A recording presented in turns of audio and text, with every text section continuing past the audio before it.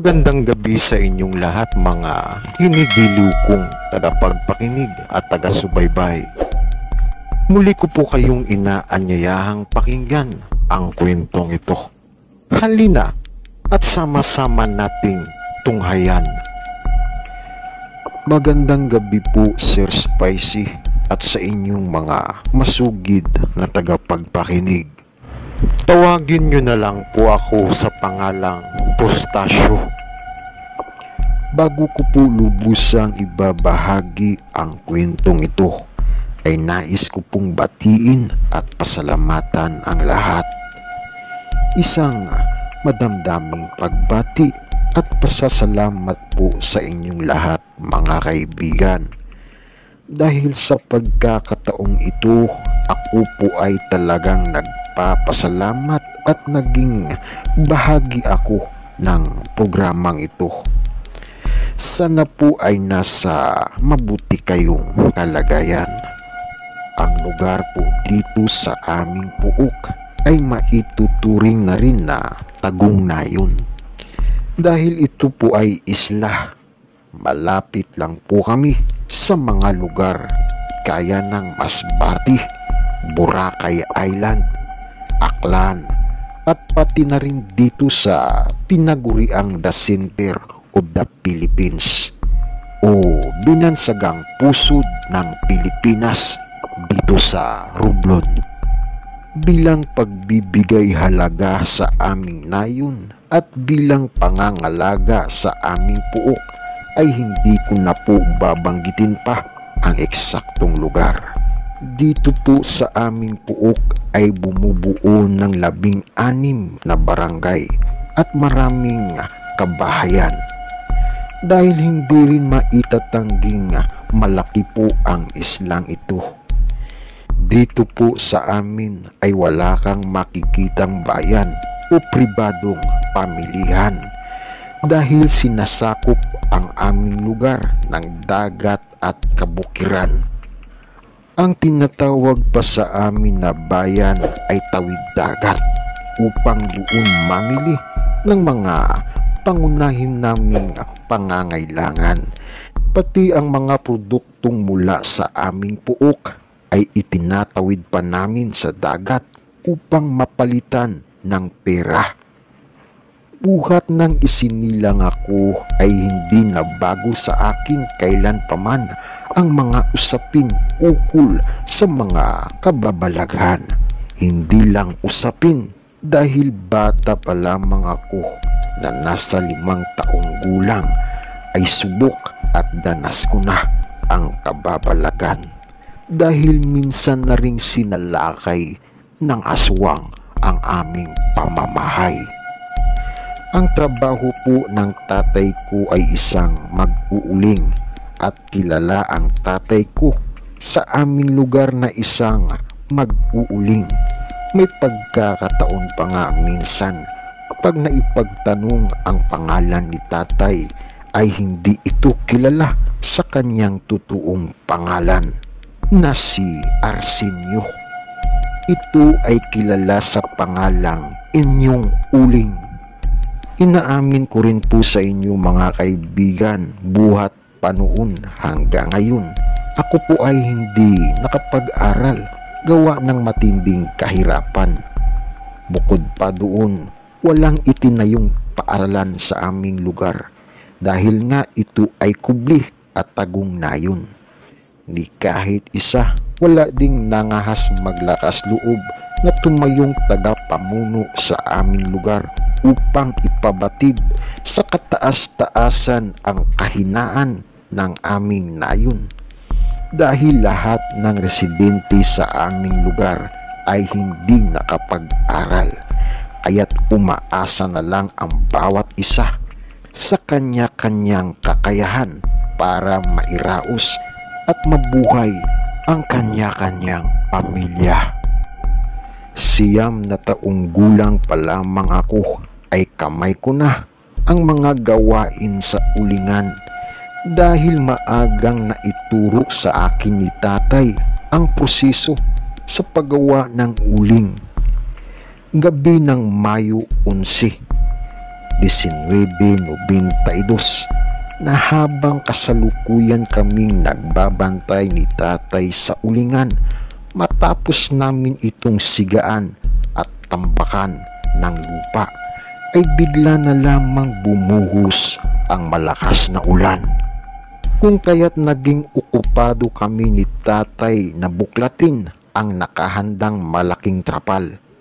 Agad kaming gumawa ng 4 na paa na mula sa kahoy upang gawing tangkay ng trapal para maipwesto ito bilang pamandong sa aming hinukayan na ulingan. Tuloy-tuloy ang malakas na ulan. Napailing na lang si tatay habang namaluktot sa isang tabi. Ako naman ay tila nakaramdam na ng gutom dahil ang oras ay ganap ng 8:00 ng gabi. Sinabi sa akin ni tatay na kailangang doon na lang kaming magpaumaga dahil kailangang mabantayan namin ang uling. Dahil nangangamba si tatay na baka mamatay ang siga sa loob at dahil pag nangyari iyon, mawawalang saysay ang aming pinagpaguran. Wika ni tatay, mahihilaw umano ang uling at hindi maganda iyon.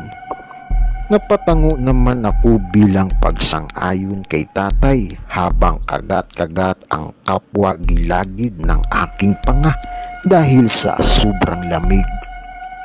Na kahit sabihin hindi kami basa ni tatay ay talaga namang nararamdaman kong nanunuot sa buto ang lamig ng gabing iyon. Panay sindi si tatay ng gasira dahil ilang beses itong namamatay gawa ng malakas na hangin. Maya-maya pa nag-aya na si tatay na kumain kami. Ang ulam namin ay ginataang langka na sinahugan ng suso. Ito ay tinatawag sa amin na awis. Ang kulay nito ay itim at patulis. Natatandaan kong nasugatan pa ang uso ko sa pagsipsip sa awis dahil matalas ang entrada ng uso ng suso. At bago mo makuha ang laman ng suso ay kailangan mo muna itong ilips to lips bago mo sipsipin.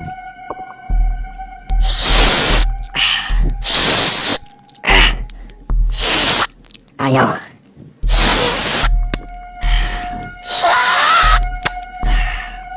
Ayop na to. Ayaw lumabas ng laman, matigas.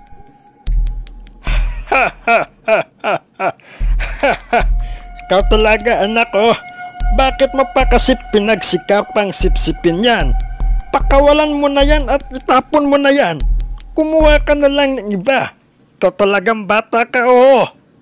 At sa kalagitnaan ng aming pagkain, nagulat na lamang kami dahil mayroong 2 babaeng bigla na lamang sumulpot sa aming kinaroroonan. Na ang edad marahil ng 2 babae ay medyo matanda na siguro nasa 40 na pataas. Unang bungad pa lang ay napapigil hininga talaga ako sa takot dahil unang kita ko pa lang sa mga ito. Nakita kong nanlalaki na ang kanilang mga mata at masama ang titig sa amin ni tatay. Kung kaya't pati si tatay ay nagulat din sa kanila dahil sa biglaang pagsulpot nito sa amin. At ang itsura ng 2 babae ay parang mga taong gubat. Sinasabi kong taong gubat dahil sa kasuutan nito. Kung titingnan ay makaluma. Akala namin ni tatay sila ay mga mangyan. Tinanong sila ni tatay kung taga saan sila.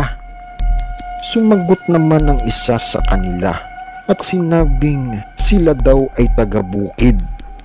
Inabot umano sila ng ulan kung kaya't nakisilong daw sila sa amin. Napagwikaan tuloy sila ni tatay ng hindi maganda. Sinabi ni tatay sa kanila na kung bakit daw hindi sila nanawag. at sinabi ni tatay na muntik-muntika na daw niyang tagain ang dalawang babae. Nakita ko ang itsura ng babae matapos sabihin ni tatay na muntik-muntika na silang mataga. Na imbis makita kong matakot sila, ay nakita ko pang ngumisi ang mga ito nang nakakainsulto. Minsan ko pa silang nakitang nagkatinginan dalawa. Humingi ang mga ito ng paumanhin kay tatay dahil sa pag-aakala nilang walang tao sa loob at dahil daw sa ginawa nilang pagmamadali. Kung kaya't biglaan umano ang kanilang dating dahil sa malakas umano ang ulan. Hay nako, walang problema. Ang inaalala ko lang talaga, buti na lang hindi ko kayo nataga. Muntik-muntikan na talaga ko kayong mataga. Ay nako, nagulat kasi talaga ako sa inyo eh. Akala ko nga baka kayo na biglang sumulpot eh. Ay nako. Pasensya na po kayo, Tatang. Pati naman kami nagulat din sa inyo eh. Di bale. Sige, pumasok kayo dito sa loob. Ay nako, naaambunan kayo dyan. Saan nga ba kayo galing? Naghahanap po kasi kami ng makakain. Inabot kami ng ulan kaya pinasya muna naming sumilong dito sa inyo. Ano? Tama ba ang narinig ko? Naghahanap kayo ng makakain? Abay, tamang-tama. May pagkain pa naman kaming natira dito. Ginataang langka na may suso. Pero, teka. Gabing-gabi na. Bakit ngayon pa lang kayo naghahanap ng inyong makakain? Nakita kong nagkatinginan ang dalawang babae matapos silang tanungin ni tatay. Nakasalayan po kasi namin na palaging gabi maghanap ng makakain. Matapos sabihin iyon ng dalawang babae, agad akong kinabahan. Dahil talaga namang may ibig sabihin ang katagang iyon. Medyo naintriga ako sa katagang iyon. Para kasing may ibig sabihin. At minsan ding pumasok sa isipan ko, bakit sila gabi naghahanap ng makakain? At mas lalo pang kumabog ang dibdib ko dahil habang kinakausap sila ni tatay, ay nakikita kong unti-unting nagsisigalawan ang kanilang mga buhok. Napansin ko si tatay na biglang napahawak sa puluhan ng kanyang itak. Akala ko hindi nahalata ni tatay iyon. Nahalata din pala ni tatay ang kakaibang kilos at galaw ng dalawang babae. Lumapit ako kay tatay at nagtago sa kanyang likuran. Nakita ko si tatay na permanenteng hinahawakan niya ang puluhan ng kanyang itak habang patuloy na kinakausap ang dalawang babae. Maya-maya pa'y bigla na lamang umangil ang isa sa babae at nakita nga namin na biglang umiba at nagbago ang mga itsura nito. Mabilis ang pangyayari na walang ano't-ano'y bigla na lamang kaming dinumog ng dalawang babae. Ako ay napadapa at napasigaw. Si tatay naman ay nakita kong abala na nakipagkurundusan sa dalawang babae. Nakita kong dumipa ang dalawang kamay ni tatay upang maprotektahan ako sa dalawang aswang.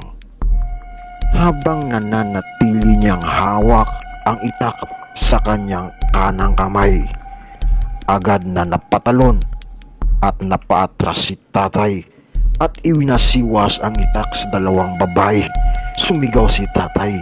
Sinabi ni tatay sa akin na wag daw akong tatayo at manatili na lang na nakadapa. Nakipagbuno si tatay sa dalawang aswang na kanina'y nasaan yung tao pa. Pero noong tagpong iyon, ito ay naging mabangis na halimaw. Kita namin kung gaano kapangit ang itsura ng mga aswang. Isa sa dalawang aswang ang nataga ni tatay sa mukha at ang isa naman ay nasaksak niya sa tiyan. Samantala, ang kalagayan naman ni tatay ay nagtamo siya ng mga kalmot at sugat sa braso at nagkagulo din ang buhok ni tatay dahil sa sinabunutan siya ng aswang. Sa pagkakataong iyon, bilib pa rin ako sa katapangan at galing na ipinamalas ni tatay laban sa dalawang aswang. Tumakbong umatumal ang dalawang aswang. Nabahag ang kanilang buntot dahil sa katapangan ng tatay ko. Sige, tumakbo kayo. Mga walang hiya kayo. Kami pa talaga ang pinili niyong gambalain, ha? Akala nyo siguro matatakot ako sa inyo, mga tanga. Bata pa ako, kumakasa na ako sa mga aswang. Yan ang malaki ninyong pagkakamali. Peste kayo.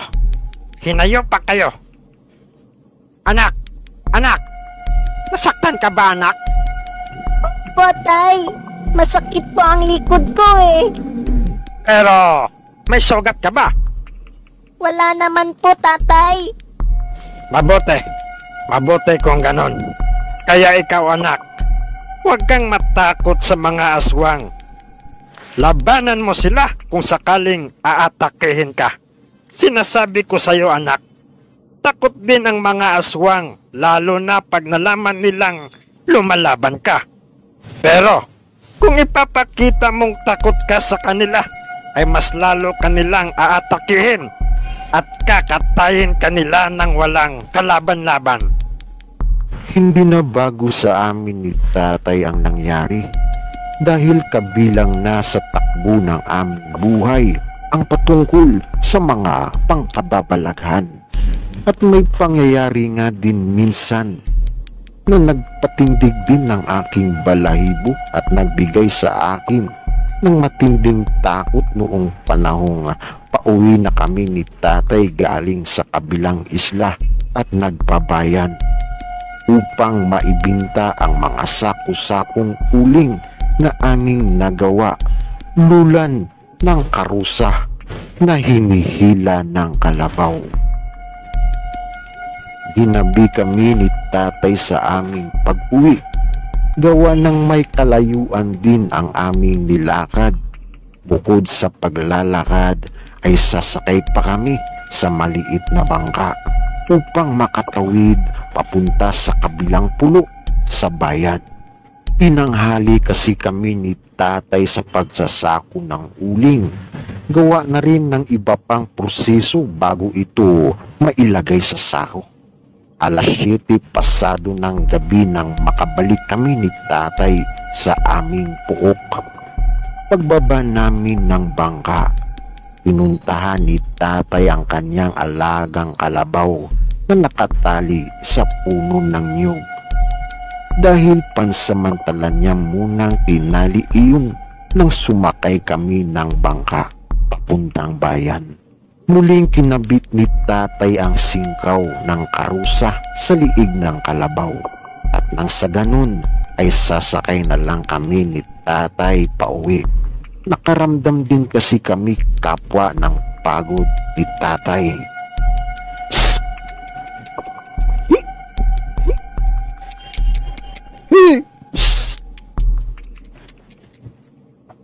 Bote na lang, anak, mayroon tayong kalabaw na siyang katuwang natin dahil kung wala ito, nako, kung saan siguro tayo pupulutin.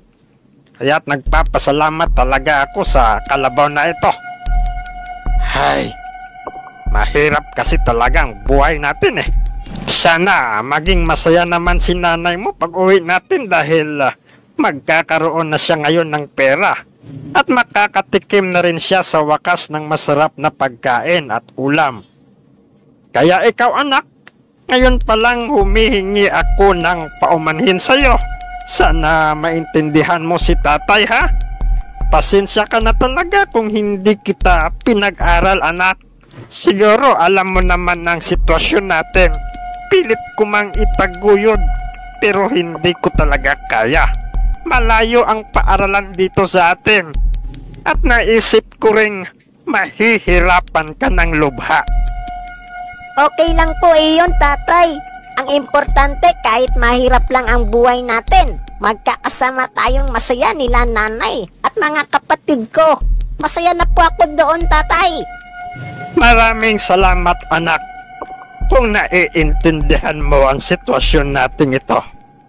Habang binabaybay namin ni tatay ang matarik at makipot na daan sakay ng karusa, ay may narinig na lamang kaming panaghoy o sigaw ng isang lalaki. Pansamantalang pinahinto ni tatay ang kalabaw at inikot namin ang aming paningin sa bawat dako. Meron kaming nakitang ilaw di kalayuan at ito'y magalaw. Ang ilaw ay nagmula sa liwanag ng isang flashlight. Samantalang patuloy pa rin namin naririnig ang pagtaghoy ng isang lalaki na humihingi ng saklolo. Sumigaw si tatay at sinigawan ang isang lalaking humihingi ng saklolo. Sinabi ni tatay na pumarito sa amin. Maya-maya pa, itinaas ni tatay ang kanyang bitbit na flashlight at ikinumpas ang liwanag noon bilang hudyat kung saan kami naroroon. Sa puntong iyon, pansin namin na nakita kami ng lalaking humihingi ng saklolo. Mabilis itong tumakbo papunta sa amin. Hapong-hapo nang makarating sa amin ang isang lalaki. At ang lalaking ito ay kilala namin. Siya, si Tatang Seryo, ang manginginom at lasinggiro sa aming lugar. Humahangos na sinasabi nito sa amin na siya daw ay hinabol ng manananggal at muntik na umano siyang matangay at madagit nito. Mabuti na nga lang daw at nakahawak siya sa sanga ng puno. Kita pa namin na may dahon sa ulo niya at dahon iyon ng puno ng madrikakaw. Kung kaya't naniwala kami sa sinasabi ni Tatang Seryo. Agad namang binunot ni tatay ang kanyang itak. Sinabi ni tatay na sumabay na siya sa amin pauwi. Kita kong medyo aligaga si tatay habang naglalakad. Panay lingon ito. Ganun din si Tatang Seryo. Sa pangambang baka nasa paligid lang ang manananggal at nagmamanman sa amin.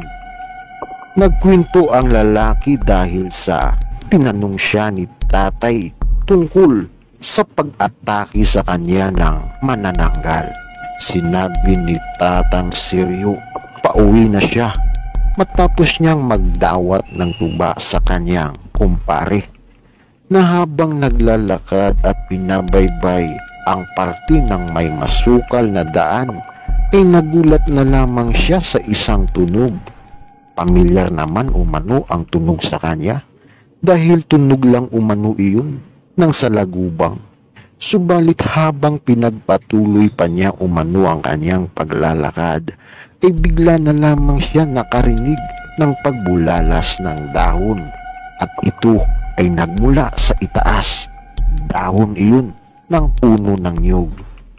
Kung kaya't tumingala siya, subalit hindi niya alam na sa kanyang pagtingala ay makakakita siya ng isang nilalang. Binalot siya ng matinding takot at agad na napasigaw dahil Isang manananggal umano ang nakita niyang nakayakap sa puno ng niyog. Malaki ang pakpak nito. At nang itapat niya umano ang ilaw dito na nagmula sa kanyang bit-bit na flashlight, ay mas lumiwanag sa kanya at kitang-kita niya na lumalambitin ang dila nito.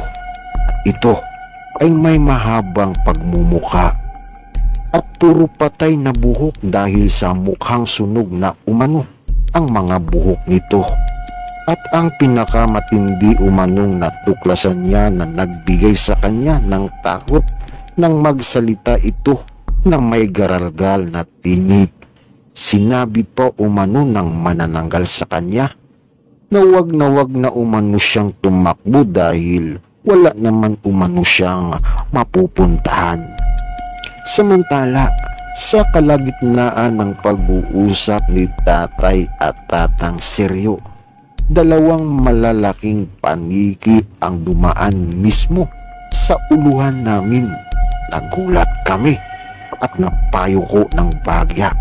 Napakalakas na hangin ang dumampi sa aming balat at ang hangin ay nagmula sa dalawang paniki na dumaan sa aming uluhan. Biglang napabunot si tatay sa kanyang itak at napabulalas na mayroong manananggal. At sinabi ni tatay na dalawa umano ang manananggal at hindi ito nag-iisa. Nagulat ako sa sinabi ni tatay dahil kilala niya umano ang manananggal. Ito daw ay mag-asawa, isang babae at lalaki. Tinanong ni tatang Seryo si tatay kung sino iyon. Hindi na siya sinagot pa ni tatay at nagpatuloy lang kami sa aming paglalakad. Tinanong ulit ni tatang Seryo si tatay kung mayroon din daw bang lalaking manananggal.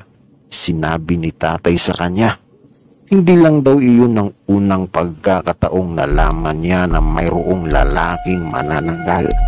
Dahil mismo si tatay noong bata pa lamang siya ay nakatuklas at nakakita umano siya ng lalaking manananggal.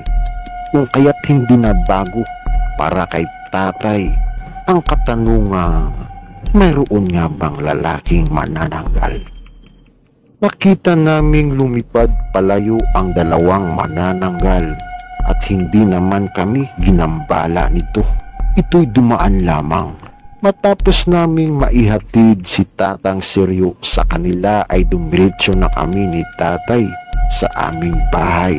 Sa kabutihang palad, matiwasay naman naming narating ni tatay ang aming bahay na ligtas. Sinabi ni tatay sa amin, malamang umano may atraso si tatang Seryo sa dalawang mag-asawang manananggal kung kaya't inatake siya nito. Dahil kilala ni tatay na mababait ang mag-asawang manananggal, ito daw ay tuluyan ng nagbago. Dinagdag pa ni tatay na siguro'y napilitan lang umano ang mga ito na atakihin si tatang Seryo dahil baka may malaking atraso ito sa kanila. Kilala kasi sa aming baryo na itong si tatang Seryo ay balasubas, magnanakaw at sugarol. Dito ko na po tatapusin ang kwentong ito at sana po ay inyong nagustuhan at ilan lamang po iyan sa aking karanasan dahil hindi lang dyan nagtatapos ang aking karanasan patungkol sa pangkababalaghang nangyari sa aking buhay. Marahil kung ibabahagi ko sa inyo ang lahat ng aking karanasan ay baka abutin tayo ng magdamag. Maraming salamat po Sir Spicy at higit sa lahat nagpapasalamat din po ako ng lubos sa inyong mga masugid na tagapagpakinig at taga-subaybay. Ayan nga mga kaibigan, ang isa na namang kwentong ibinahagi sa atin ng isa nating kaibigan na tawagin natin sa pangalang Pustasyo. At sana po ay inyong nagustuhan. At gaya nga po ng dati mga kaibigan, kayo na lang po sana ang bahalang humusga kung inyo itong paniniwalaan. Muli po, maraming salamat sa inyong lahat. Mga kaibigan, better luck next time. I love you.